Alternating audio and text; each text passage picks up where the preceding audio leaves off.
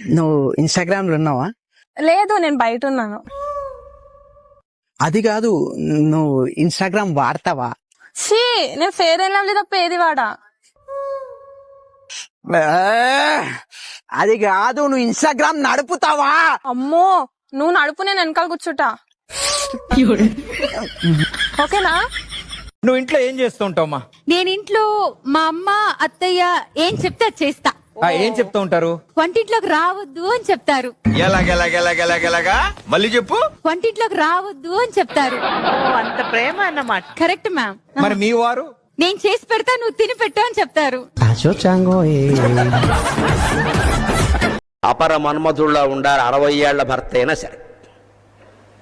ఎప్పుడు శుభ్రమైనటువంటి పంచే, శుభ్రమైనటువంటి చొక్కా వేసుకుని కూర్చోవాలి, అంతేగాని ఓ గళ్ళ లుంగి కసాయి వాళ్ళలాగే వేసుకుని కాళ్ళు పైకెట్టేసి వేరుశెనక్కాయలు కొట్టుకుంటూ 3 రోజులు ఒకటే బనీని కంపు కొట్టేలా తొడుక్కుని కూర్చోకూడదు అక్కడ. ఏమన్నా అంటే ఇంట్లోనే కదా ఇంట్లో ఉన్నది శ్రీ మహాలక్ష్మి, ఏం జబ్బా రోగమా? శుభ్రంగా ఉండలేవు. అదే లుంగి, అదే బనీను, అదే మాసిపోయారు వంట బ్రాహ్మణ పంచి.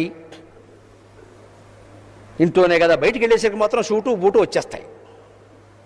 భార్య కూడా కోరుకుంటుంది భర్త ఎప్పుడు అందంగా ఉండాలి, శుభ్రంగా ఉండాలి, హాయిగా ఉండాలి, కింగ్ అనాలి చూడగానే, అంతే. భాగ్య అర్జెంట్ పోలీస్ స్టేషన్కి వెళ్దాం రావా?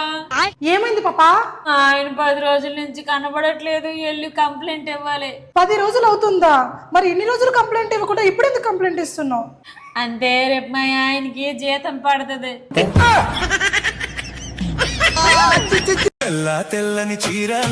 సరే అక్క, రేపు వస్తాలే మీటింగ్ కి. ఏంటే తెగ ఫోన్ మాట్లాడుతున్నావు? ఎవరితో?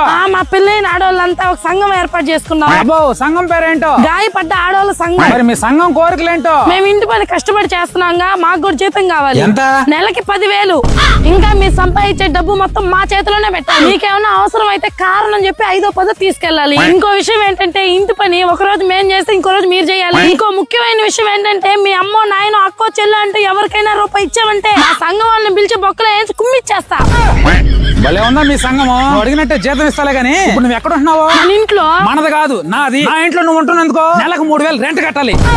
ఇంకోటి 3 పూట్ల అన్నం మెక్కుతున్నావు. రోజుకు 200 వేసుకుని నెలకు 6,000, 3,000, 6,000, 9,000.